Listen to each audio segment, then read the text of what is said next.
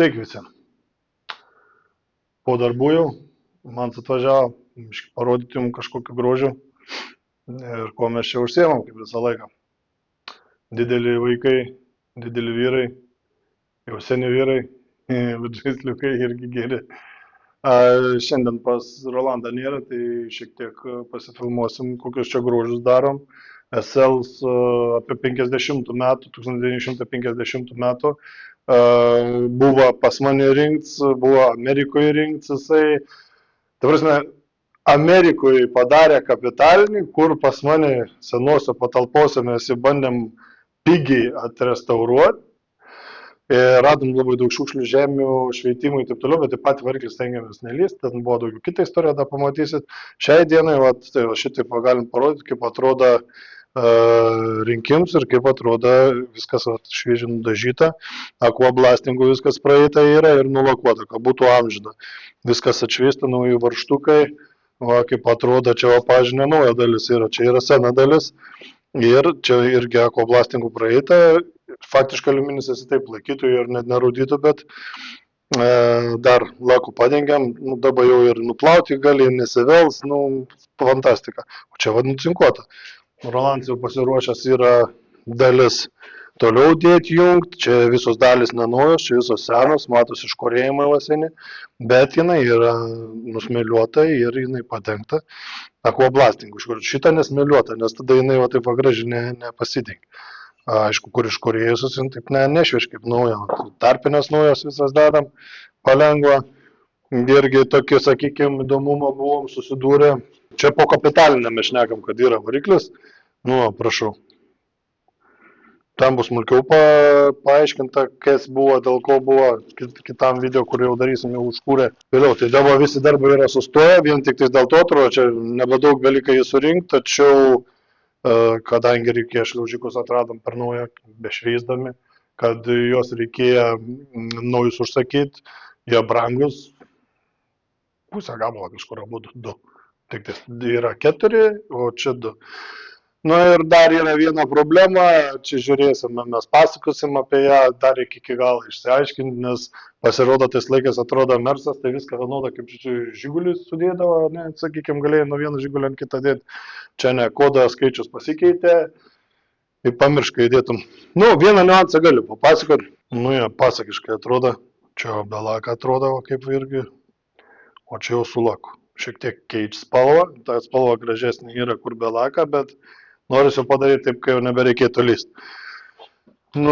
Irgi dėsis laidai į vidų, nenauja detalė, čia yra sena atrestauruota detalė ir ten iš vienos pusės dėsis laidai, sakykime. Ką norėjau apie tai, kad nuo SL, nuo kitos mašinos buvo, taip toliau, su kuo susidūriau, be montuojant dalis, buvo visos atskiros dalis, tepalai, filtris, viskas, tos dalis buvo atskiros.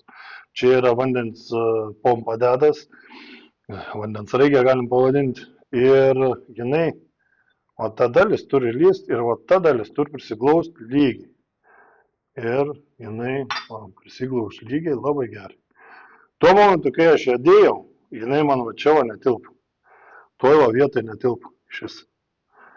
Galvoju, kaip taip gali būti nuo tos mašinos, nuo to varikliai netelpa. Nors ir nebuvo uždėta, buvo atskirai, čia paprasčiausiai turėjau primontuoti. Ką, kaip sakant, работать напильником, Vienu frezai pradėjau frezuoti, sakau, turtikti, pagal nuotraukas viską lygtais turtikti. Čia irgi nufrezavau, aš ją įstačiau čia. Viskas gerai, viskas tvarkoj. Atsiverčiau, istorijos dalis, toliau pratęsims. Gavau manualą, stengiuosi aš visą laiką pagal manualą tvarkyti, nes ten įdomių labai dalykų galima surasti. Ir atsiverčiu manualą, čia jau kiek metų praėjo, žiūriu, matyt vaizdas ir rodiklikės tų vietų. Galvoju, kaip čia dabar yra. O pasirodo, kad kadangi gali jam karburatorius dar didesnis uždėti, automatiškai daugiau benzino, daugiau galios, labiau kaista vanduo ir pompa turi turėti didesnį našumą. Tai pasirodo, kad tai pompom, jeigu mes sugalvotume su mažesnės galios uždėti, sakykime, didesnius karburatorius, tai mums reikia dėti kitą pompą, kuri didesnį našumą. Ir manualė parašytas rodiklikės, kur reikia išfrezuoti, kad jinai tiltų. Nu, o taip išėjo, kad atspėjau, ką reikia daryti, teisingai padariau. Daugmaž papasakojau, po to jau, kai jau užkursim be karburatorių pasižiūrėti, man jau tai yra pavykę. Tikriausiai tų žodžių neįdėsim, kur tikras video bus, tai tiesiog parodysim, kaip aš užkūriau, po to kaip su Rolandu kartu užkūrėm.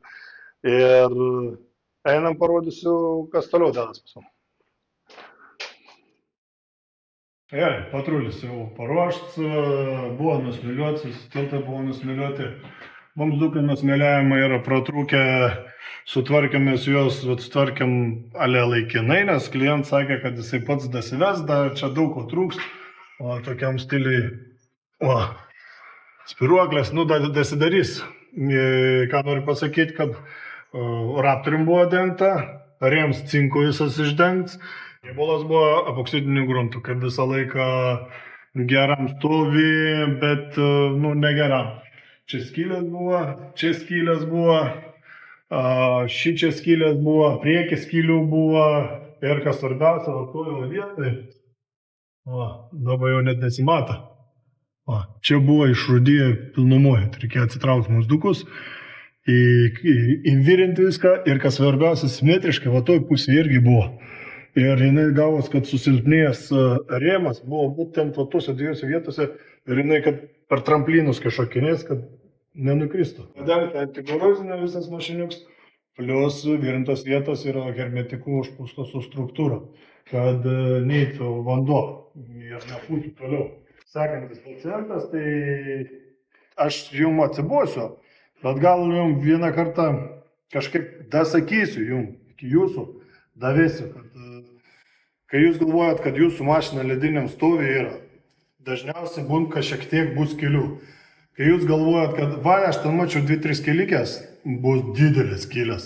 Bet kai jūs jau matot, kad jau ten jau taip normaliai skylės, šitoj parodysiu jums, ką reiškia normaliai skylės.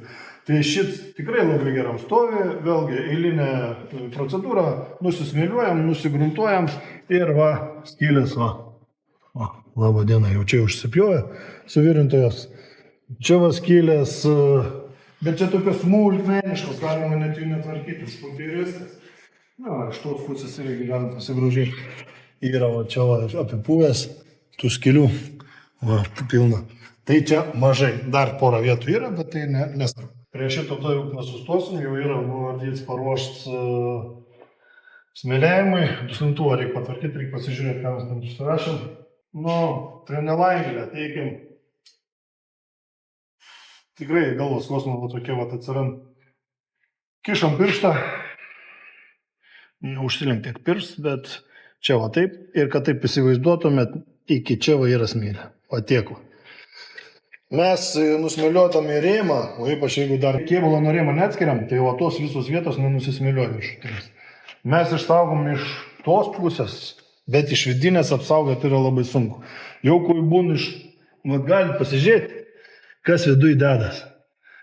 Smėlis, net čia nenusmėliavimas. Smėlis jis yra nuvažinėjimo, kuris pasilikęs ten. Tu jo niekaip iš čia neiškartysi. Ir plius rūdis. Tai reikia nors, sakykime, man nepatinkios plotinės rūdis priimti vandens, po to jūs ten nelabai greitai išdžiūn. Faktiškai reikėtų statyti rėmą taip ir pūsti iš apačios su specialiu angaliu po dideliu spaudimu vandenį, kad jisai visą tą smėlį panaikintų. Kadangi mes jau išsipjaunam skylės, kurios jau buvo visai nupūvusios, tai mes išsipūsim pasidarysim puteklį su kompresorius gersvas mumira, išpūsim visą tą smėlį, kai tas rūdis padings. Kitokiu atveju, tu rūdžių čia nepanaikinsi, pjauti čia tą visą dalį ir išsmėliuoti, vienintelis variantas.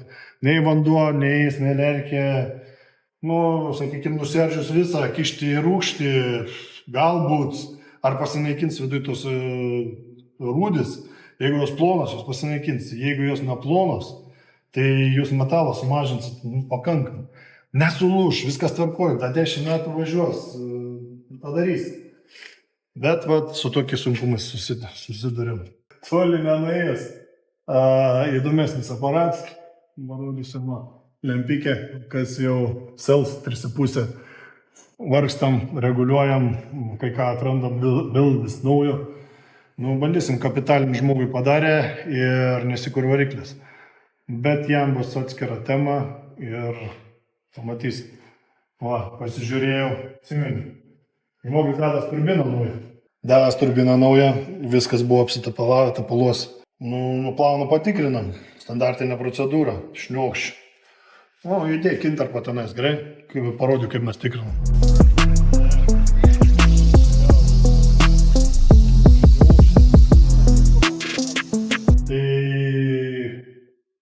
Čia viskas yra suvirinta, čia viskas suvirinta yra, o čia viskas yra kiaura. Pažiūrėk, net metalų nėra. Čia kes dėja sparniuką jau. O, žinai, sparniuką. Ark, tiek šnekėti daugelį, net negaliu pašnekėti. Ta galą įdėja, o visi nauji metalai, va čia galim pažiūrėti, dar neprišlifuota, bet visus naujus metalus išsilankstam. Čia galiu ką, klientas nenori tiek pinigų išleisti, nu bet reikia. O kas galim pasižiūrėti, va tokias vaskylės po smėliavimo gaunas, nu kaip, net negali tu tos mašinos norėjimų nukelti, nes svoris per didelis, tiek išpuoja viskas. Ir va čia pavyzdys jau tiesis. Prisimatavęs, pasidaręs, nusipirkom tokias kardas yra pardavimui. Nu ir kad įsivaizduotumėt, kas čia viduje dedas. Ir dar plus išsidėję ir tai trauk drėgmę viduje ir pūdą. Nu, šiuo atveju čia neišpūva, bet va čia va visur, kur vanduo laikės, nes čia dvigubs yra. Čia visur yra supūvę. Nu tai tą išpjaus, pagamins naują, nes pirkti nėra. Jau su tom skurdom problematiškai. Nu tai iš čia va toks grožis ar galiu pasižiūrėti. Nu tai kaip viskas kiaura. Ir visus tos puvėjkos reikia sutvarkyti. Ir tai vyrai labai daug laiko ir labai daug pinigų. Nu, galiu pasakyti, žmogus atvažiavo, tik tai sako, pasidažysiu ir antikorozinį ten, sakykime, už 1,5 gabalą pasidarysiu. Gerai, kad būtų, noriu gerai. Nusismeliuoji, žiūri, ką reikia nuo rėmą kelti ir visas supuvęs yra visą pervirinti. Nu ir degėsis, pagaliau paruošęs visas pilnumai, tiltai nuimti, ten galinis tils, čia priekinis tils. Tai va jūs vargšas sudegęs, va, kas iš jau liko. Nu ir irgi atvažiuoju, nu tai gerai, padegęs yra, pigiai nupirkau. Tai pasidarysi, bus smagu, ką čia varikliuką tom sutvarkysiu Rolandui ir bus gerai. Nu ne, nu nėra taip. Nu ir pradedi krapštyti, čia išpuvę, čia išpuvę, čia išpuvę. Aišku, čia nuo sudegimo, viskas tvarkoja čia yra. Nu ir lendi į vidų. Skylė, skylė, skylė, skylė, skylė. Čia, o pažiūrėk, koks tai kampelis gražus yra. Čia va skylės, ten skylės. Ir kas svarbiausia, čia yra išklota su šito, o su tokia medžiaga, viskas. Į jos tu niekaip kitaip nenuimsi, kaip tik tais fiziniu būdu ir kiek reik valandų, kol ją viską nukrapšti. Nes nusmėliuos iš apačios, viršui bus rūdis, pradėsi virinti jaustyti, tą visą smalą trukdys, reikia nuimti. Nu ir pinigų suma auga. Na ir žinoma, bagažinė, skylės. Ir čia tokių yra tokius smulkių skylikių, kaip va tos. Čia. Ir jų visą bagažinę. Taip plika akim nesimato jos, bet aš žinau, kai nusismėliuos. Žiemos baisiai. Nu ką, kaip ir baigėm mūsų kelionę čia, iki sekančių kartų, kaip pirmam kartu užteks, daugiau dar pasigalvosim, ką dar daugiau jums parodyti. Ir iki.